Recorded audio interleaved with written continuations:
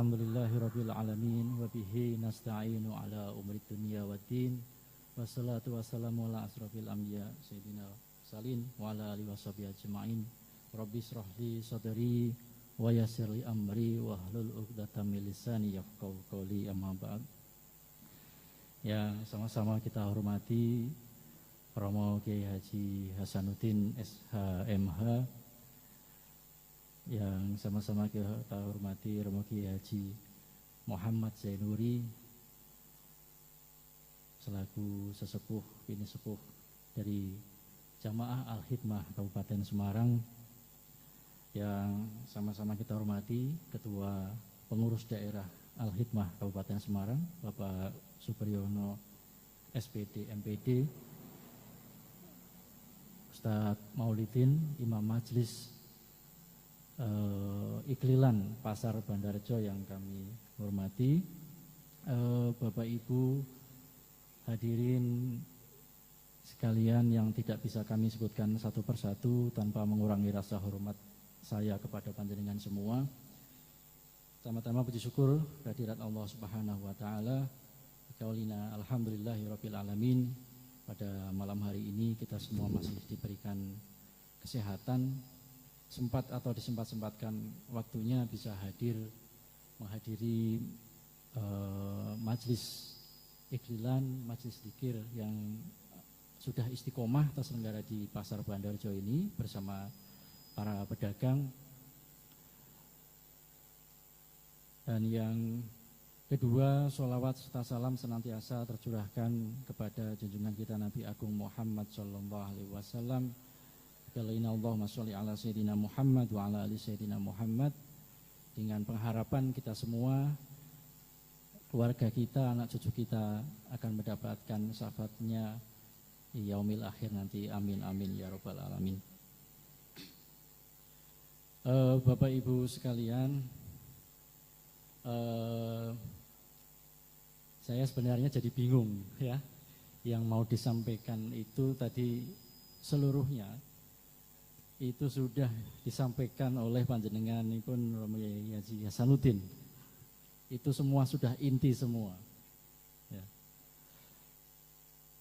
Nah, kelengkapannya itu tinggal panjenengan menyempatkan waktu 15 sampai 30 menit untuk membaca buku saku ya. Tadi yang sudah dibagikan, buku saku cara mudah masyarakat mengawasi pemilihan Bupati dan Wakil Bupati Semarang.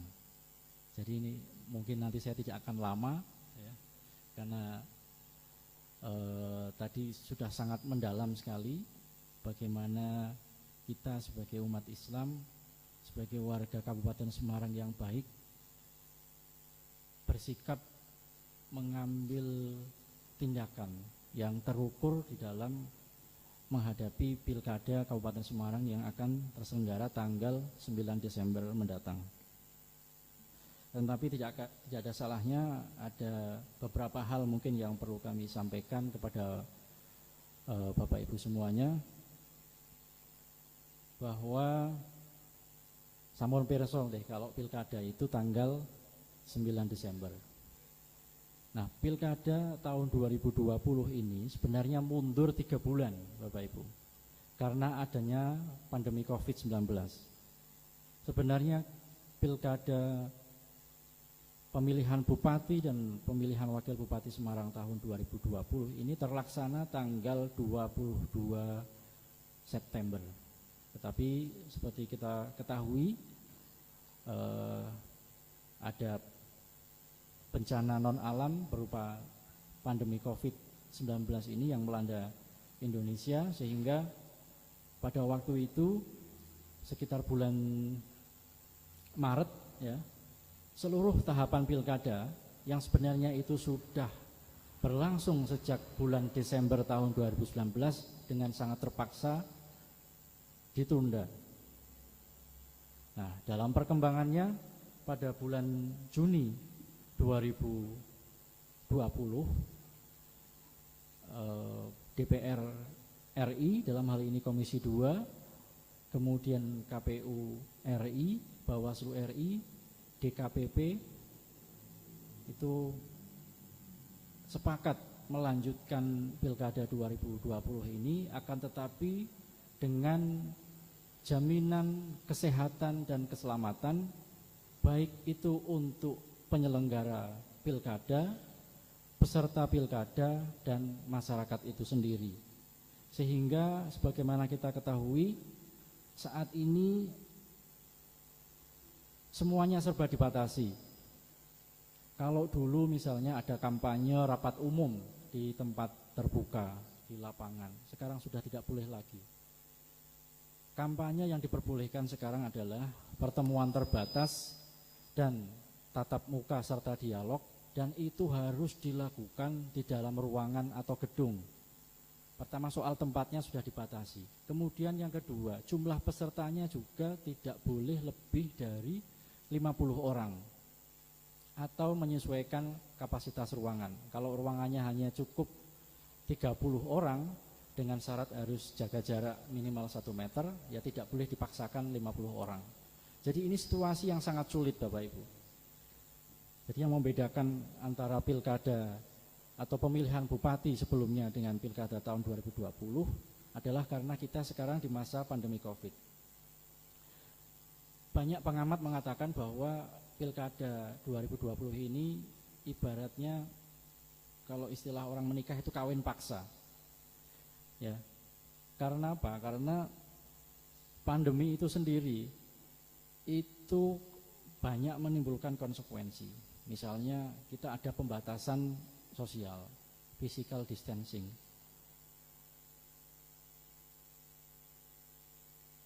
Ada istilah PSBB, pembatasan sosial berskala besar. Ada istilah PKM, pembatasan kegiatan masyarakat dan sebagainya. Intinya semua dibatasi. Sementara dalam konteks politik, pilkada itu adalah peristiwa hajatan politik lokal, di mana semakin banyak dilakukan konsolidasi, semakin banyak dilakukan pertemuan-pertemuan, semakin banyak orang yang hadir, semakin komunikasi antara peserta pilkada, dalam hal ini adalah pasangan calon maupun partai politik, dengan masyarakatnya atau dengan pemilihnya itu akan semakin baik. Jadi dalam satu sisi pilkada itu mewajibkan atau mengharuskan intensitas ketemu dengan pemilih itu semakin baik, semakin sering, semakin intens, tetapi satu sisi pandemi COVID ini mengharuskan kita melakukan pembatasan. Jadi ini sesuatu yang sangat dipaksakan. Akan tetapi kita sudah membuat konsensus, bersepakat bahwa pilkada ini tetap dilanjutkan karena argumen atau alasannya, kalau misalnya mau ditunda itu mau sampai kapan gitu. Apakah tahun depan itu sudah ada jaminan pandemi ini akan berakhir? Ini tidak ada yang bisa menjawab. Dan semakin proses pilkada ini ditunda, maka akses atau dampaknya ini akan sangat banyak. Misalnya terjadi kekosongan kepemimpinan daerah. Karena kalau yang menjabat ini bukan bupati misalnya, atau PLT atau apa, itu kewenangannya berbeda dengan bupati. Maka untuk memutuskan membuat peraturan daerah, membuat kebijakan strategis lainnya itu dibatasi. Sehingga tadi pilkada serentak ini tetap dilanjutkan meskipun dengan ketentuan yang sangat membatasi, baik itu bagi penyelenggara maupun bagi peserta pemilihan sendiri. Nah, Bapak Ibu sekalian, tadi menarik disampaikan oleh Romo Hasanuddin mengenai politik uang, ya. Karena ada 4 hal yang disoroti oleh Bawaslu di dalam pilkada ini. Yang pertama adalah praktik politik uang, yang kedua yaitu politisasi sara, suku, agama, ras, dan agama antar golongan, kemudian penyebaran berita bohong, hoax, tadi yang disampaikan sangat marak sekali melalui smartphone, status WA dan sebagainya. Kemudian yang keempat adalah netralitas ASN. ASN itu ya pegawai negeri, pegawai yang dikontrak oleh pemerintah, P3K dan sebagainya itu. kemudian netralitas TNI Polri, dan netralitas kepala desa, lurah atau perangkat desa dan perangkat kelurahan. Itu 4 hal yang menjadi fokus perhatian dari Bawaslu sebagai lembaga yang mengawasi pelaksanaan Pilkada tahun 2020. Nah, Bapak Ibu sekalian,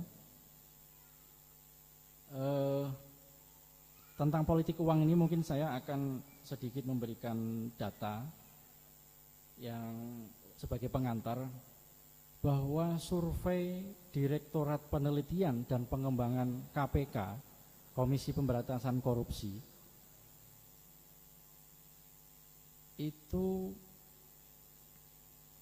tren itu berarti apa Pak? Bahasa mudahnya apa? Bahwa dari pilkada ke pilkada itu selalu ada kenaikan calon atau kepala daerah yang tertangkap karena kasus korupsi. Nah, ini ada sebuah survei yang cukup menarik, yaitu berapa persentase calon kepala daerah yang bersedia memenuhi keinginan sponsor atau pihak ketiga. Jadi pada pemilu pada tahun 2015, ini kan pemilu pilkada langsung ya, pilkada langsung itu persentasenya 75,8%. Kemudian di pilkada berikutnya tahun 2016 itu naik menjadi 82%, dan pilkada yang terakhir kemarin tahun 2018 itu naik lagi menjadi 84%. Ya, jadi ini situasi yang sangat memprihatinkan. Ya. Ini karena apa? Karena biaya politik atau biaya pilkada yang cukup tinggi. Ya. Nah, biaya pilkada yang cukup tinggi ini relevan atau apa istilahnya, berhubungan ya, biaya politiknya tinggi maka kasus korupsinya meningkat ya. Data dari KPK lagi ini ya, tahun 2004 sampai tahun 2020 ini terjadi 695 kasus korupsi di 26 provinsi.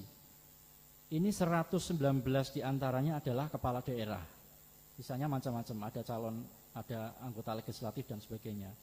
Yang kemarin cukup fenomenal ini di Kota Malang ya, hampir seluruh dari 50 anggota DPRD Kota Malang itu 45 diantaranya masuk penjara karena OTT, operasi tangkap tangan oleh KPK. Nah, di tahun 2018 kemarin itu catatan KPK sudah ada 30 kepala daerah yang ditangkap KPK karena praktek korupsi. Nah, korupsi kepala daerah ini kenapa terjadi? Karena tadi biaya politik yang sangat tinggi saat kontestasi. Jadi saat kontestasi itu saat pilkada seperti ini, ya. Dari hasil wawancara KPK itu, para calon kepala daerah yang tadi ditangkap itu mengaku bahwa untuk menjadi kepala daerah itu membutuhkan biaya paling sedikit itu 10 miliar, paling banyak itu 60 miliar. Nah, sementara LHKPN atau laporan harta kekayaan pejabat negara, ya, dalam hal ini bupati tadi itu rata-rata itu hanya 18 miliar. Jadi ini kan ada gap atau jarak yang cukup lebar ya. Kemampuan finansialnya itu hanya 18 miliar, sementara kebutuhan untuk pilkada itu 65 miliar. Nah, kekurangannya itu dari mana? Nah, tadi kekurangannya itu dari pihak ketiga, sponsor-sponsor itu. Nah, sponsor itu kalau orangnya baik tidak masalah, tetapi rata-rata ada istilah apa ya, tidak ada makan siang yang gratis gitu. Jadi semuanya ya ada konsekuensinya. Kalau di ajaran agama kita ada enggak istilahnya dosa kolektif itu Pak Bri? Ada enggak? Ya. Oke. Kita itu kadang menerapkan standar moralitas yang ganda ya. Artinya begini, ketika ini ilustrasi aja.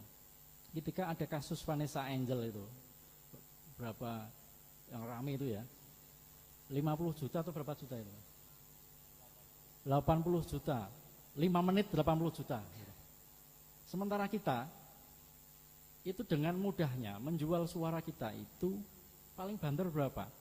100.000 untuk 5 tahun. Itu harga yang saya kira sangat tidak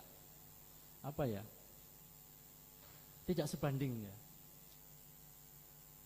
Lantas ada yang bertanya, ya, kira-kira harga yang pas suara kita itu berapa? Pinten gitu Mas Eko? Yang pantas gitu.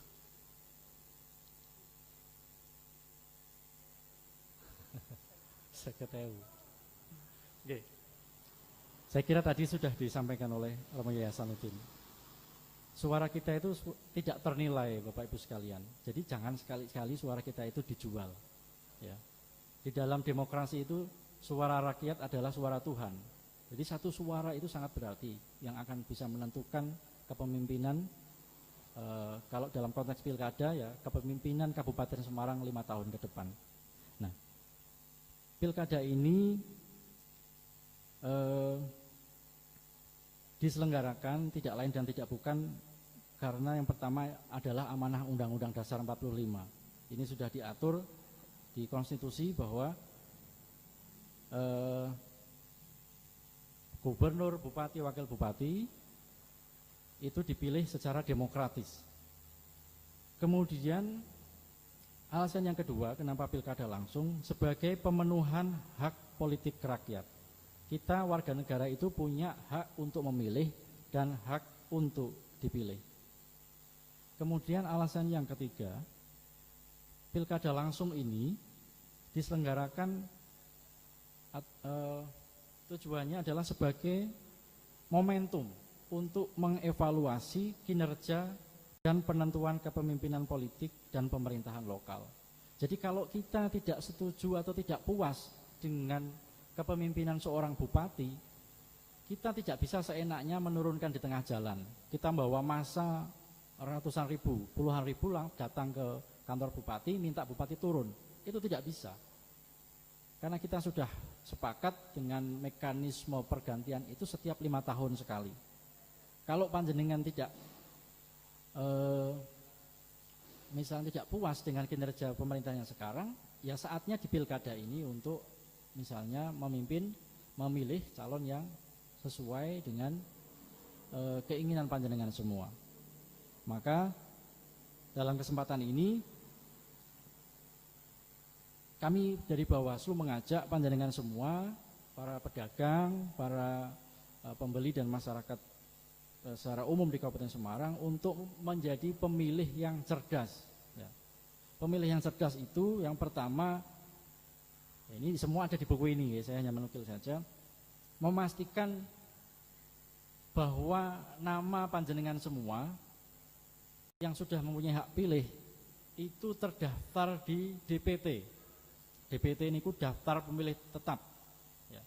DPT itu yang membuat KPU. Ya. Itu sudah tertempel di kantor kelurahan atau kalau panjenengan mau ngecek bisa melalui websitenya KPU, lindungi hak pilih. Memasukkan nama, NIK, di situ sudah keluar. Kalau jenengan sudah terdaftar di daftar pemilih itu di TPS mana itu sudah ada. Pertama itu.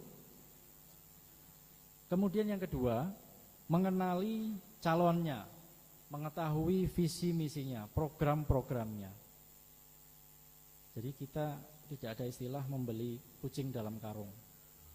Nah pertanyaannya, lah ini kan kalau sampai hari ini saya kok belum pernah ikut dalam sebuah kegiatan kampanye, saya harus bagaimana? Saya mengajak panjenengan semua ini karena pilkada ini bukan hanya kerjanya KPU saja, bukan kerjanya Bawaslu saja, tapi ini sebetulnya hajat kita semua. Ya. Pilkada ini kepentingan kita semua. Maka saya mengajak panjenengan semua ini menjadi warga Kabupaten Semarang yang peduli terhadap proses pilkada. Artinya ketika panjenengan tidak tahu calonnya, tidak tahu visi misinya, bisa mencari tahu lewat HP panjenengan semua. Bisa dibuka di websitenya KPU. Sekarang ini kan zamannya Android ya, maka sempatkan waktu 5 menit, 10 menit untuk browsing di internet. Visi misi paslon 01, visi misi paslon 02. Mana yang lebih tepat, yang lebih cocok dengan panjenengan. Mana yang misalnya berpihak kepada pedagang, berpihak kepada ekonomi masyarakat.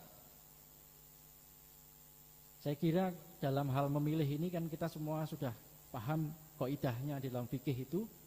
Kalau ada dua pasangan calon yang sama-sama baik, maka kita memilih calon yang paling banyak kebaikannya, begitu. Kalau dua calon ini ada yang baik, ada yang tidak baik, ini kan mudah, pilih yang baik. Tetapi kalau dua calon ini menurut kita sama-sama buruk, sama-sama tidak baik, maka pilihlah yang paling kecil keburukannya. Itu kalau tidak salah kaidahnya seperti itu ya Pak Pri ya. Nah, kembali lagi tadi ke politik uang Bapak Ibu sekalian. Sekarang ini sebenarnya sudah ada kesadaran dari elit politik bahwa politik uang ini sangat tidak menguntungkan ya. Akan tetapi karena dulu pasca reformasi ini pilkada langsung ini, praktek money politik ini dimulai oleh elit politik. Jadi anggota dulu itu inisiatif memberi uang itu dari misalnya calon legislatif atau calon bupati. Nah, itu sekarang polanya berubah. Kalau elit politiknya sudah mulai sadar, sekarang masyarakat pemilihnya itu yang